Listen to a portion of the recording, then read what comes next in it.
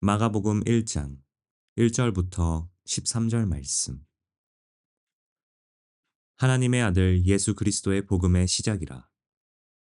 선지자 이사야의 글을 보라.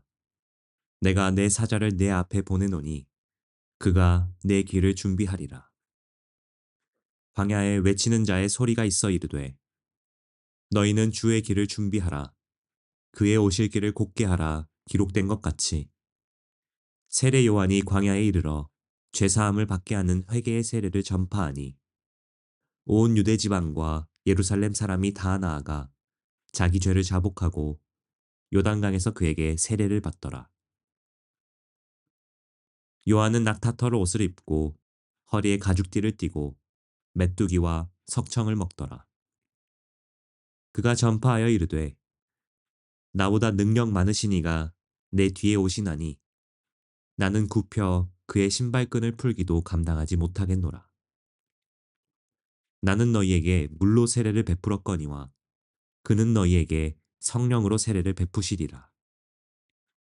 그때 예수께서 갈릴리 나사렛으로부터 와서 요단강에서 요한에게 세례를 받으시고 곧 물에서 올라오실새 하늘이 갈라짐과 성령이 비둘기같이 자기에게 내려오심을 보시더니 하늘로부터 소리가 나기를 너는 내 사랑하는 아들이라 내가 너를 기뻐하노라 하시니라. 성령이 곧 예수를 광야로 몰아내신지라. 광야에서 40일을 계시면서 사탄에게 시험을 받으시며 들짐승과 함께 계시니 천사들이 수종들더라. 좋은 날입니다. 성령님께서 오늘도 여러분들의 심령 가운데 큰 은혜와 평강으로 함께하여 주시기를 주님의 이름으로 축복합니다. 오늘부터 저는 여러분들과 함께 마가복음 말씀을 시작하기를 원합니다. 오늘은 그 첫 번째 시간으로 마가복음 1장 1절부터 13절까지 말씀으로 예수님의 사역은 어떻게 시작되었을까? 이런 제목을 가지고 은혜를 나누기를 원합니다. 마가복음은 다른 복음서에 비해서 몇 가지 특징을 가지고 있습니다. 가장 두드러진 특징은 마가복음은 굉장히 짧고 간결하다라는 것입니다. 분량이 16장밖에 되지 않고요.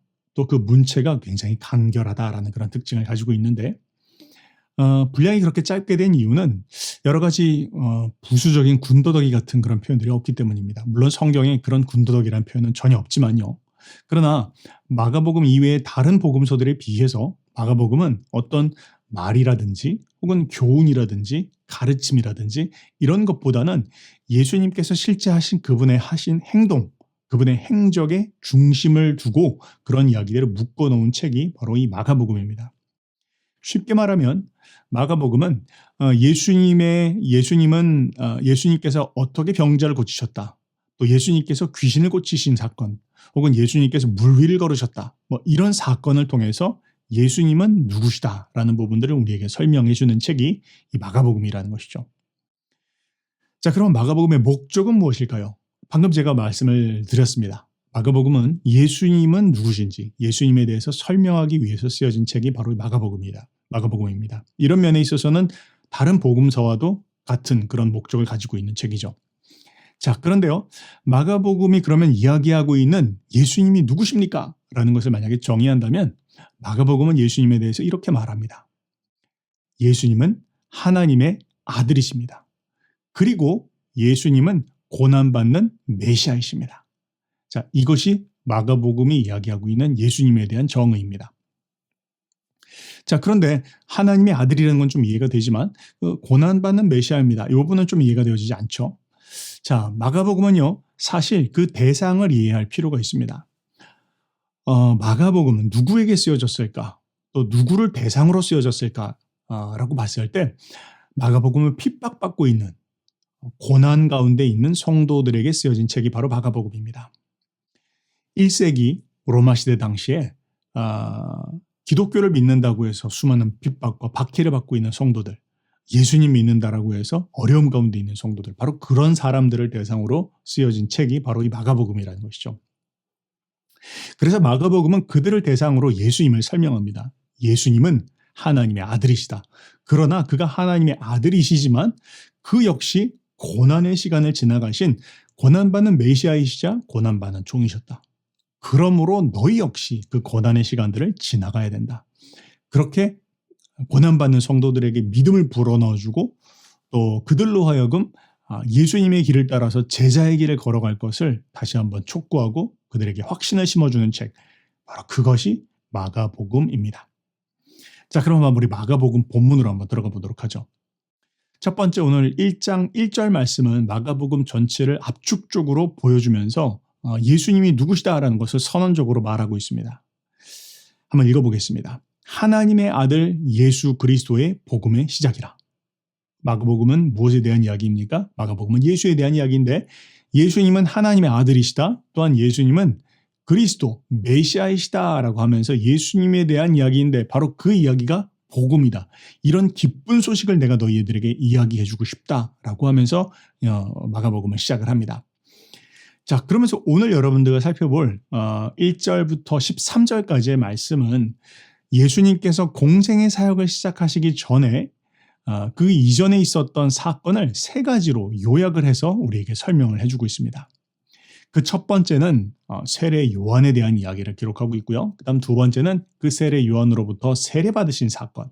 그 다음 세 번째는 그 세례받으신 후에 40일 동안 광야의 시험을 지나가신 사건. 이 세 가지 사건을 이야기하고 있습니다. 자, 첫 번째로 한번 들어가 보도록 하죠. 2절부터 8절까지는 세례 요한에 대한 이야기입니다. 세례 요한은 누굽니까? 세례 요한은 한마디로 말하면 예수님의 전령입니다. 여러분 예전에 고대 당시에 왕이 어디로 행차하기 전에는 그 전령이라는 사람이 먼저 그 앞에 나갔습니다. 그리고는 이야기하기를 왕이 행차하신다. 내 뒤에 왕이 온다. 그러니 너희들이 준비해야 된다라고 하고 그 왕 앞에서 길을 예비하는 사람들, 이런 사람들이 전령이었다는 것이죠. 세례 요한이 누구입니까? 세례 요한이 바로 그 예수님의 전령이었다라는 것이죠. 예수님 앞에 나가는 사람입니다. 그리고 예수님 앞에서 그가 하는 일은 무엇이었습니까? 사람들의 마음을 준비시키는 일이었습니다. 사람들의 마음을 회개로 준비시키고 예수님을 맞이할 수 있도록 준비시키는 일로 부름받은 사람, 바로 그 사람이 세례 요한이었다는 것이죠. 자, 그런데 세례 요한이 우리는 신약 성경에 등장을 하니까 그는 신약적 인물이다라고 이해할지 모르겠지만, 그런데 사실은 세례 요한은 구약적인 전통 위에 서 있는 사람이었습니다. 세례 요한 이후에 오는 예수님으로부터 본격적인 신약의 사건들이 펼쳐지고요. 세례 요한까지는 구약적인 그런 내용들이 펼쳐집니다. 그래서 이 세례 요한의 모습도 굉장히 구약적인 모습을 가지고 있습니다. 자, 그가 어떤 옷을 입고 있는지 보니까 그는 낙타털 옷을 입고 있었고, 그가 허리에 가죽띠를 띠었다. 여러분 열왕기 상하 이렇게 공부하다 보면 우리 엘리야에 대한 이야기가 등장하지 않습니까? 마치 세례 요한이 엘리야와 같은 그런 모습을 하고 있습니다. 뿐만 아니라 그는 메뚜기와 석청을 먹으면서 광야에서 살았다, 그렇게 이야기를 하네요. 이 말은 그가 구약적 배경과 그 전통 위에 있는 사람이다라는 것을 이야기하는 것이고, 뿐만 아니라 그는 굉장히 단순하고 소박한 삶, 그리고 본질과 부르심에 충성된 그런 사람이었구나라는 것을 우리에게 지금 설명해 주고 있습니다. 자, 그런데 이 세례 요한에 대해서 이야기하는 말씀 가운데 7절과 8절이 가장 핵심적인 말씀입니다. 자, 이 이야기를 한번 읽어보도록 하죠. 그가 전파하여 이르되 나보다 능력 많으신 이가 내 뒤에 오시나니 나는 굽혀 그의 신발끈을 풀기도 감당하지 못하겠노라. 나는 너희에게 물로 세례를 베풀었거니와 그는 너희에게 성령으로 세례를 베푸시리라. 자, 뭘 이야기합니까? 여기서는 두 가지를 이야기하고 있습니다. 바로 자신이 세례 요한은 자신의 위치에 대해서 내가 참 낮은 위치에 있는, 나는 겸손한 위치에 있는, 저는 낮은 위치에 있고 반면에 예수님은 높은 위치에 있는 분입니다 라고 지금 사람들의 시선과 관점을 예수님께로 향하게 하고 있습니다. 뭐라고 이야기하고 있습니까? 세례 요한은 말하기를 나는 그분의 신발끈을 묶을 수도 없는 그런 나는 낮은 사람입니다. 그러니 그분이 더 크고 위대한 분이십니다. 그분을 바라보십시오. 그렇게 설명을 하고 있고, 뿐만 아니라 이야기하기를 나는 사람들에게 물로 세례를 줄 수 있는 사람입니다. 그러나 물 세례는 사람들의 외적인 그들의 마음을 준비시키는 외적인 그런 행위를 할 수 있는 일이지만, 그러나 예수님께서는 사람들에게 성령으로 세례를 주시는 분이십니다. 그분이 하시는 일은 무엇입니까? 사람들의 마음을 변화시키고 사람들의 내면을 변화시키고 본질과 근본을 변화시키는 그 성령의 기름 부으심을 줄 수 있는 분, 바로 그분이 예수님이십니다. 그래서 저는 작은 분이고요. 작은 사람이고요. 예수님께서는 크신 분이십니다. 그러니 예수님을 바라보십시오. 라고 하면서 사람들로 하여금 이제 내가 그 사람들의 마음을 준비시키고 있지만 내 뒤에 오실 분에 집중하세요. 라고 지금 외치면서 그가 사역을 했다라고 지금 이야기합니다. 자, 그러면서 그 다음 9절부터 11절까지 말씀은 그가 외쳤던 바로 그분, 예수님의 사역에 대해서 설명을 하고 있습니다. 세례 요한이 열심히 사람들의 마음을 준비시켰겠죠. 여러분 회개하셔야 됩니다. 돌이키셔야 됩니다. 죄 가운데서 떠나셔야 됩니다. 그런데 한 가지 더 중요한 건 제 뒤에 오시는 분에게 집중하세요. 제 뒤에 오시는 분이 진짜입니다. 그분이 뭐라고 말씀하시는지, 그분이 뭐라고 가르치시는지 그분의 말씀을 들어보시기 바랍니다. 라고 하면서 사람들에게 집중시키고 있는데 처음 그 사건이 벌어집니다. 9절부터 11절입니다. 그때 예수께서 갈릴리 나사렛으로부터 와서 요단강에서 요한에게 세례를 받으시고 곧 물에서 올라오실새 하늘이 갈라짐과 성령이 비둘기같이 자기에게 내려오심을 보시더니 하늘로부터 소리가 나기를 너는 내 사랑하는 아들이라 내가 너를 기뻐하노라 하시니라. 자, 예수님께서 세례 요한으로부터 물 세례를 받습니다. 자, 그런데 그렇게 해서 물 세례를 받는 순간 세 가지 초자연적인 현상이 벌어집니다. 자, 그런데 이 초자연적인 현상은 예수님만, 지금 오늘 본문에 보면 예수님께서만 그것을 보시는 것처럼 이야기하고 있습니다. 옆에 있는 사람들이 있지만 그 옆에 있는 사람들은 예수님께서 뭘 보고 계시는지 뭘 듣고 계시는지를 모르는 것 같습니다. 그러나 분명히 그 순간 예수님께 이런 세 가지 초자연적인 현상이 일어났다라고 이렇게 성경은 이야기합니다. 자, 첫 번째는 무엇인지를 보니까 바로 하늘이 갈라졌다 그렇게 표현하고 있습니다. 하늘이 갈라졌다라는 것은 새로운 시대가 열렸다라는 것이죠. 하나님의 개입하심이 시작되었다라는 것입니다. 누구를 통해서요? 바로 예수님을 통해서 그 일이 지금 시작되었다라고 말하는 것입니다. 그 다음 두 번째, 그가 세례를 받으셨을 때 그냥 물에서 물세례를 받으셨는데 그런데 하늘로부터 성령이 비둘기같이 내렸다 그렇게 이야기를 하고 있습니다. 성령께서 그에게 임하였다라는 것이죠. 그 말은 뭘 이야기합니까? 바로 하나님의 기름 부으심을 말합니다. 기름 부으심 무엇입니까? 바로 하나님의 구별하심, 하나님의 선택하심, 하나님의 목적을 위해서 하나님께서 이 사람을 기름 부으신다, 구별하신다라는 의미죠. 왕에게, 제사장에게, 선지자에게 하나님께서 기름 부으셔서 이를 통해서 내 일의 목적을 이루겠다라고 하실 때 하나님께서 기름을 부으십니다. 그때 그 기름을 붓는 순간 하나님의 권위, 하나님의 능력, 하나님의 권능 이런 것들이 풀어지게 되는 것이죠. 바로 예수님께서 그렇게 세례를 받으시는 순간 하늘로부터 성령이 기름 부음을 비둘기같이 내려오는 그런 일들이 있었다라는 것입니다. 그 다음에 세 번째 이야기하기를 하늘로부터 음성이 또한 들렸다라고 말합니다. 어떤 음성입니까? 너는 내 사랑하는 아들이라 내가 너를 기뻐하노라 그렇게 말했다는 것입니다. 여러분 예수님 당시에 유대 사회에서는요 아버지와 아들의 관계는 특별하였습니다. 아버지는 아들에게 그냥 재산만 물려주는 자가 아닙니다.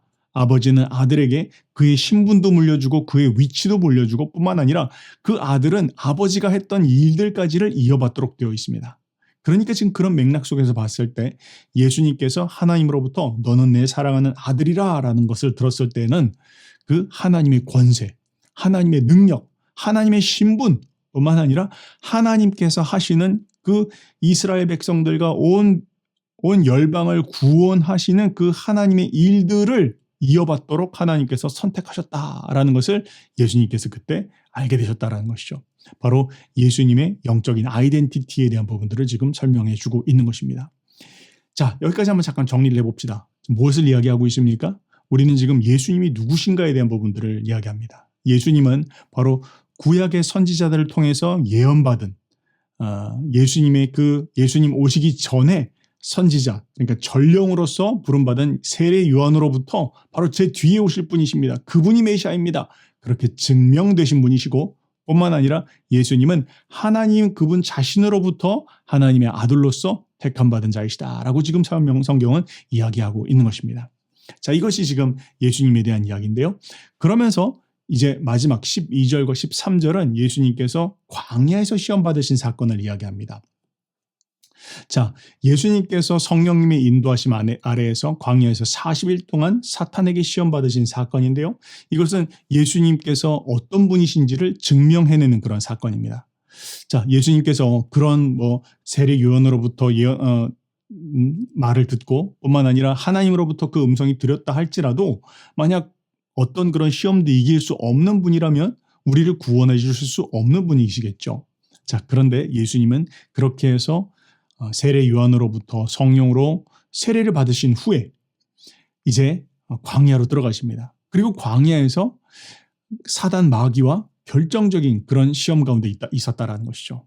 자, 예수님은 사실은 예수님의 3년 반 동안의 공생의 시간은 이 시험의 연속이었습니다. 다른 말로 이야기하면 갈등의 연속이었고요. 부딪힘의 연속이었습니다. 자기를 믿지 않는 사람들 혹은 유대의 지도자들, 종교 지도자들, 심지어는 자기의 제자들과 함께 부딪히는 그런 수많은 사건들이 있었죠. 그러나 그 많은 사건과 충돌 뒤에는 바로 마귀와의 싸움이 있었습니다. 자, 그 본질을 지금 보여주는 사건이 지금 이 첫 번째 사건이었다는 것이죠.